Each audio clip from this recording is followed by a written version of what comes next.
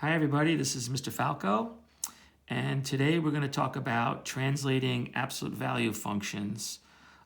This one's going to be from the parent function here, which is called f of x. Note the origin is 0, 0.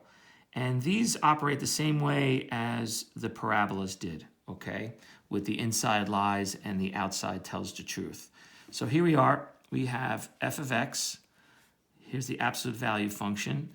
It's shaped like a V. That's how you know it's absolute value. The origin 0, 0. And the parent function here is f of x equals absolute value of x. That's our equation.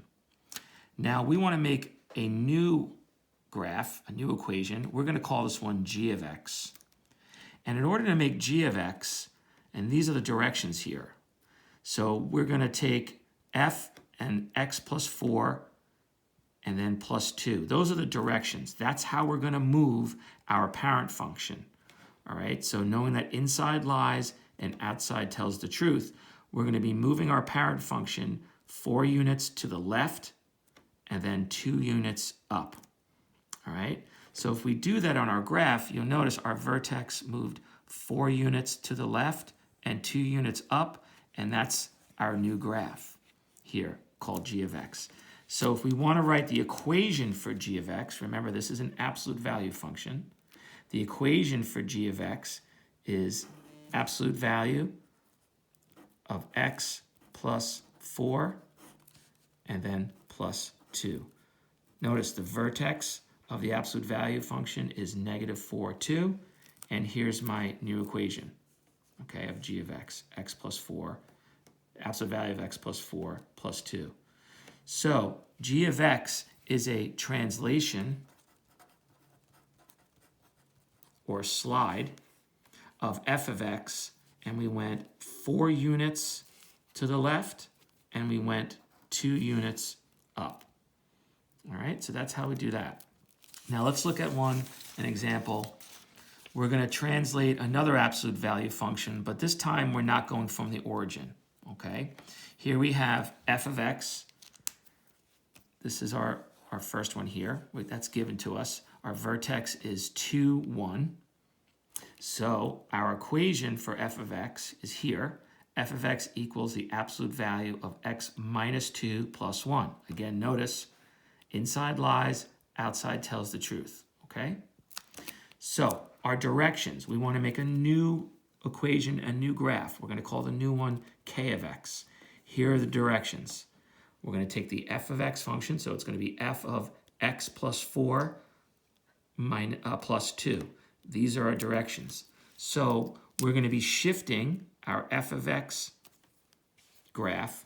We're going to be shifting it 4 units, 4 to the left. Notice inside lies, and then 2 units up. Okay? So if we go from the vertex, if we go 4 units left and then 2 units up, notice this is our new vertex at negative 2, 3. Okay, so we'd write our equation.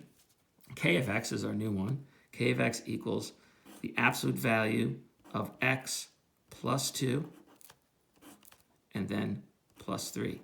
Because notice that's our vertex here. Another thing you can do is if you just sort of add these two, negative 2 plus 4 is positive 2. And then 1 plus 2 is 3. So that's another way you can do it, just looking at the original equation and the directions to get your equation. All right, next, so that's translating. Next one, we're going to be reflecting absolute value functions over the x-axis. And remember, just like in parabolas, the negative sign is going to be on the outside. All right, so here we are, we're given m of x, absolute value of x minus 3 plus 4. Here it is over here. Vertex is 3, 4. All right, inside lies, outside tells the truth. There it is. So I want to make a new equation. And a new graph. I want to call it t of x, which is negative m of x. These are the directions. Notice the negative is on the outside, all right, which is going to tell us that that's going to be a reflection over the x-axis. All right, so I'm going to take that graph and I'm going to flip it over the x-axis. So here's my new vertex. Notice the x-coordinate did not change. The y-coordinate did, to -4. My new vertex is 3, -4, and it's going to be concave down. So I can write that, my new equation of t of x equals negative. This negative tells you it's going to be a reflection over the x-axis. X minus 3, because again, inside lies, and then -4. There it is, tells the truth. So basically, we have t of x, which is negative m of x. And really, we're just kind of distributing this negative, if you want to think of it that way. You don't really have to do all this, but it's kind of showing you that negative is going to go to this part here. And then that negative is also distributed over to the +4. That's why that's a -4. All right, so another way of doing that gives you that equation right there. All right, so that's reflecting an absolute value over the x-axis. One more thing I'm going to show you, and this is a dilation of an absolute value function. This looks a little crazy over here, but it's not really. If you're given f of x, this is our parent function. Everything starts with that. Notice f of x is here in black. Okay, that's our basic absolute value function. I'm going to make g of x, which is 3 times f of x. These are the directions. This 3 outside indicates a stretch. It's going to narrow. That's called a scale factor of 3. Notice g of x is skinnier or narrower, okay, than my f of x. It goes up faster than it's going out, okay? The parent function is going up 1 over 1 on both sides. This is going up 3 over 1. That's where the 3 comes from. So our new equation here for g of x is 3 times the absolute value of x. That's how I get that. All right, so that's a narrowing. If I want to make a different one, this h of x, see how it's sort of shrunken down or widened? If I call that h of x, and h of x is 1/4 of f of x, these are my directions. This 1/4 indicates a shrink or it widens. The scale factor is 1/4. And my equation for h of x then is going to be 1/4 absolute value of x. All right, and notice how it sort of widens here. All right, so just to sum up here, when you have a scale factor that's greater than 1, it's going to be a stretch, or in other words, it's going to be narrowed, okay, just like that g of x.